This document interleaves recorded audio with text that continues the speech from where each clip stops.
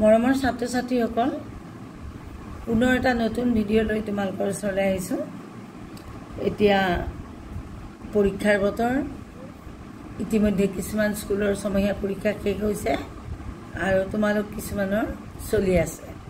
গতিকে যিসকলৰ এতিয়াও সপ্তম মানৰ অসমীয়া হ'বলৈ বাকী আছে সেইসকলৰ বাবে মই এখন প্ৰশ্ন কাকত এই বছৰৰ চলিত পৰীক্ষাৰ যাৰ হৈ গৈছে তেনেকুৱা এখন প্ৰশ্ন কাকত মই লৈ আহিছোঁ আৰু তাক মই সমাধান কৰি দেখুৱাইছোঁ। আশা কৰোঁ আটাই মন দি শুনিবা। পুনৰবাৰ কৈছোঁ, শ্ৰেণী সপ্তম আৰু বিষয় অসমীয়া। এতিয়া চোৱা, প্ৰথম প্ৰশ্নটো, জাননীখন পঢ়ি শুদ্ধ উত্তৰ দিয়া। ইয়াত এখন জাননী দিছে, এই জাননীখন পঢ়ি পেলাই যিকেইটা প্ৰশ্ন সোধা হৈছে তাৰ শুদ্ধ উত্তৰ দিব লাগে। প্ৰথমতে আমি জাননীখন চাওঁ আহা। ইয়াৰ দ্বাৰা বীণাপানী মধ্য ইংৰাজী ইংৰাজী বিদ্যালয়ৰ বিদ্যালয়ৰ শব্দটো মোৰ থাকি গৈছে, বিদ্যালয়ৰ ছাত্ৰ ছাত্ৰীসকলক জনোৱা হ'ল যে অহা ইংৰাজী 10 ফেব্ৰুৱাৰীৰ পৰা 14 ফেব্ৰুৱাৰী 2024 আমাৰ বিদ্যালয়ত বাৰ্ষিক খেল ধেমালি প্ৰতিযোগিতা অনুষ্ঠিত হ'ব। গতিকে উক্ত প্ৰতিযোগিতাত সকলো ছাত্ৰ ছাত্ৰীকে সক্ৰিয়ভাৱে অংশগ্ৰহণ কৰিবলৈ কোৱা হ'ল। দিছে কোনে? প্ৰধান শিক্ষক, বীণাপানী মধ্য ইংৰাজী বিদ্যালয়। তাৰিখ দিছে 1/2/2024। ইয়াত ক প্ৰশ্নটো দিছে, জাননীখন কোনখন বিদ্যালয়ৰ আছিল? তোমালোকে দেখিছাই, উত্তৰ হ'ব জাননীখন বীণাপানী মধ্য ইংৰাজী বিদ্যালয়ৰ আছিল। তাৰপিছত দ্বিতীয়টো চোৱা, খ, বাৰ্ষিক খেল ধেমালি প্ৰতিযোগিতা কেতিয়াৰ পৰা আৰম্ভ হ'ব? উত্তৰ 10 ফেব্ৰুৱাৰী 2024 পৰা। তাৰপিছত আহিলে গ, জাননীখন কোনে দিছিল? অৰ্থাৎ জাননীখন কাৰ দ্বাৰা দিয়া হৈছিল? উত্তৰ হ'ব প্ৰধান শিক্ষকে। এতিয়া 2 নম্বৰ প্ৰশ্নটোলৈ আহা। তলৰ প্ৰশ্নসমূহৰ চমু উত্তৰ দিয়া। ইয়াত 1 কৈ আছে, গতিকে আমি এটা বাক্যত লিখিলেই হৈ যাব আৰু 5টা প্ৰশ্নৰ উত্তৰ কৰিবলৈ দিছে। বৰগীতসমূহ কি ভাষাত লিখা হৈছিল? উত্তৰ, বৰগীতসমূহ ব্ৰজাৱলী ভাষাত লিখা হৈছিল। খ, কোনখন উপন্যাসৰ বাবে সৈয়দ আব্দুল মালিকে সাহিত্য একাডেমী বঁটা লাভ কৰিছিল? উত্তৰ, সৈয়দ আব্দুল মালিকে অঘৰী আত্মাৰ কাহিনী নামৰ উপন্যাসৰ বাবে সাহিত্য একাডেমী বঁটা লাভ কৰিছিল। বুঢ়ী আই সাধু কোনে লিখিছিল? বুঢ়ী আই সাধু লক্ষ্মীনাথ বেজবৰুৱাদেৱে লিখিছিল। তাৰপিছৰ প্ৰশ্নটো চোৱা, নোকোৱাৰ পৰিণাম নাটকখনিত কেইটা দৃশ্য আছে? উত্তৰ, নোকোৱাৰ পৰিণাম নাটকখনিত সৰ্বমুঠ 4টা দৃশ্য আছে। তাৰপিছৰ প্ৰশ্ন চোৱা, আকাশত চাং কোনে পাতে? উত্তৰ, আমি কবিতাটোৰ আধাৰত কৈছোঁ, আকাশত চাং নৱপ্ৰতাপ ফুকনে পাতে। তাৰপিছত কোনখন পুথিৰ বাবে গগন চন্দ্ৰ অধিকাৰীয়ে নেশ্যনেল বুক ট্ৰাষ্ট বঁটা লাভ কৰিছিল? উত্তৰ, গগন চন্দ্ৰ অধিকাৰীদেৱে ৰোজালিয়ে ৰৌৰেকন্দে নামৰ পুথিৰ বাবে নেশ্যনেল বুক ট্ৰাষ্টৰ বঁটা লাভ কৰিছিল।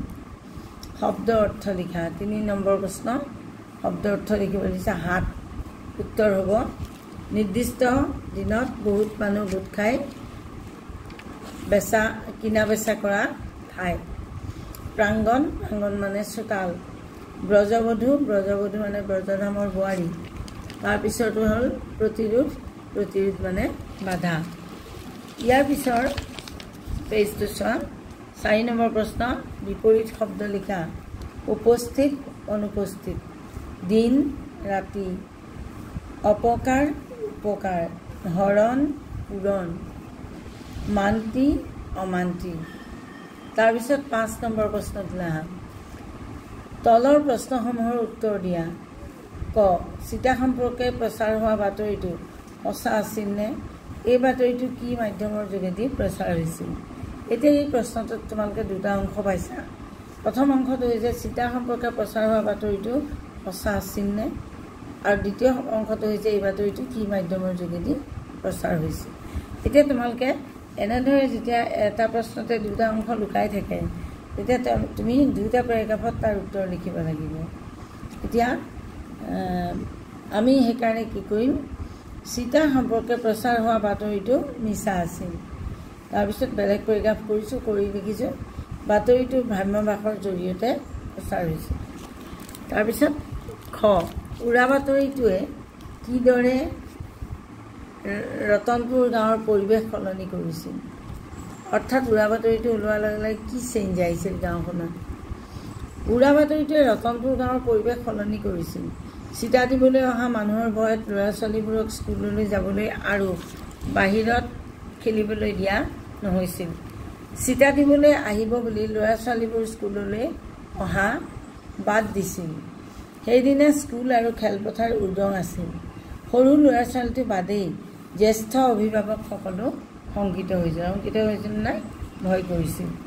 তাৰপিছত গ প্ৰশ্নটো চোৱা, সময়ৰ টিকনিডাল হেনো আগফালে উৰে, এই বাক্যশাৰী কোনে কি প্ৰসংগত কৈছিল।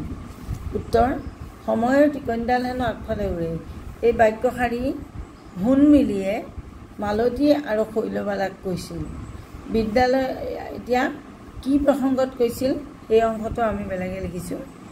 বিদ্যালয়ে গ্ৰীষ্মবন্ধ ঘোষণা কৰাৰ আগদিনা পুৱা তিনিও বকুল ফুল বুটলি আছিল। ফুল বুটলি থাকোঁতে 9 বাজিবৰ হৈছিল। মালতী আৰু শৈলবালাই বকুল ফুলৰ সুন্দৰ গোন্ধ আৰু সতেজতাৰ কথা আলোচনা কৰি থকা দেখি সোণমিলিয়ে তেনেদৰে কৈছিল। তাৰপিছত ঘ প্ৰশ্নটো চোৱা, নন্দ গেল বাথানে গোৱাল গেল পাল সুৰভি চাৰিতে লাগে উঠৰে গোপাল। এই পদশাৰী কোনে কাক কিয় কৈছে, কোনে কাক কি কৈছে। এতিয়া পদশাৰীত মাক যশোদাই শ্ৰীকৃষ্ণক কৈছে যে নন্দ বাথান অৰ্থাৎ গৰু ম'হৰ খুঁটিলৈ আৰু গৌপালকসকল সকলো গৰু ম'হৰ জাকৰ ওচৰলৈ গ'ল। তেওঁ গৰু চৰাবলৈ যাবৰ সময় হ'ল, সেয়ে শোৱাপাতি এৰিবৰ হ'ল। সেয়া মাতৃ যশোদাই পুত্ৰ কৃষ্ণক কৈছে। এতিয়া কোনে আৰু কিয় বকুল ফুল বুটলিছিল। সোণমিলি, মালতী আৰু শৈলবালাই মালা গাঁঠি শিক্ষক শিক্ষয়িত্ৰীসকলক শ্ৰদ্ধা আৰু সম্ভাষণ জনাব খুজিছিল, সেয়ে তেওঁলোকে বকুল ফুল বুটলিছিল। তাৰপিছত যিকোনো এটাৰ বিষয়ে চমুকৈ লিখা। কেইবাটাও বিষয় দিছে, তাৰ ভিতৰত এটাৰ ওপৰত লিখিব লাগে। সামাজিক মাধ্যম, বৰগীত, উৰা বাতৰি আৰু জতুৱা ঠাঁচ। উত্তৰ আমি বৰগীতৰ ওপৰত লিখিছোঁ দেই। বৰগীত এবিধ আধ্যাত্মিক গীত। এই গীতসমূহ মহাপুৰুষ শ্ৰীমন্ত শংকৰদেৱ আৰু শ্ৰী শ্ৰী মাধৱদেৱে ৰচনা কৰিছিল। বৰগীতসমূহত প্ৰধানতঃ শ্ৰীকৃষ্ণৰ লীলা অৰ্থাৎ মহিমাৰ বৰ্ণনা আছে। আকৌ কৈছোঁ, বৰগীত এবিধ আধ্যাত্মিক গীত। এই গীতসমূহ মহাপুৰুষ শ্ৰীমন্ত শংকৰদেৱ আৰু শ্ৰী শ্ৰী মাধৱদেৱে ৰচনা কৰিছিল। বৰগীতসমূহত প্ৰধানতঃ শ্ৰীকৃষ্ণৰ লীলা অৰ্থাৎ মহিমাৰ বৰ্ণনা আছে। এই গীতবোৰ ব্ৰজাৱলী ভাষাত ৰচিত।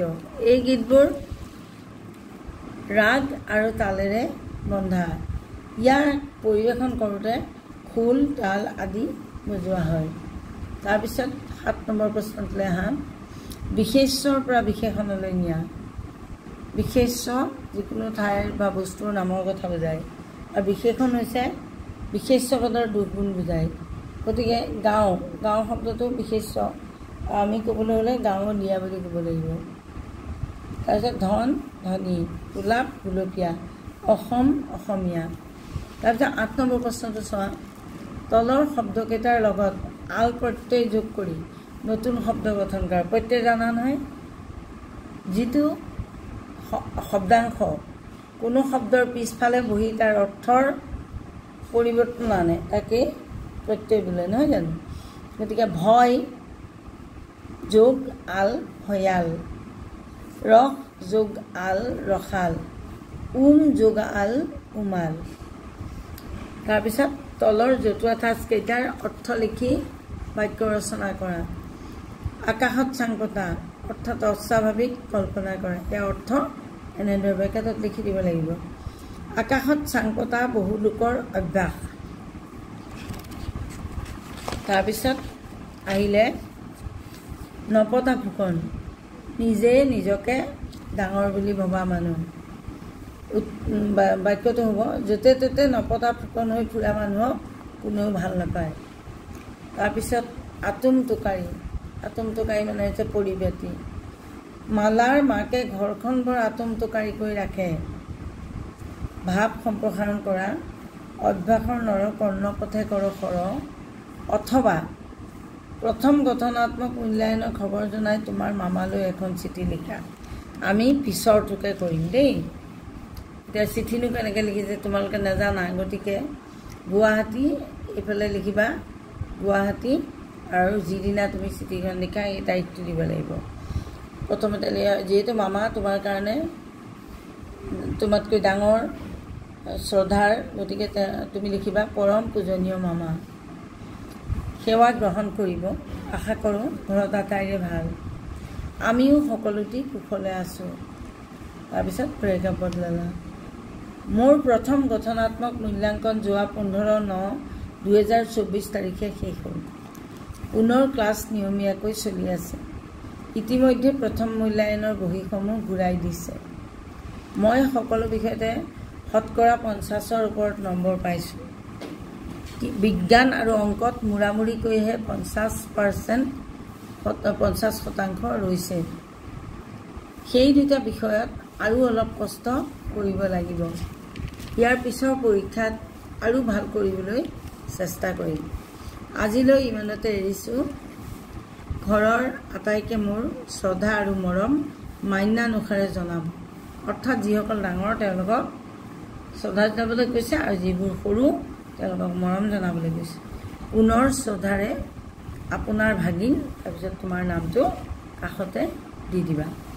আৰু এইফালে আৰু এটা কাম আছে, বাক্যটো এড্ৰেছটো অৰ্থাৎ ঠিকনাটো তুমি কেনেদৰে লিখিবা সেইটো লিখি দিব লাগিব।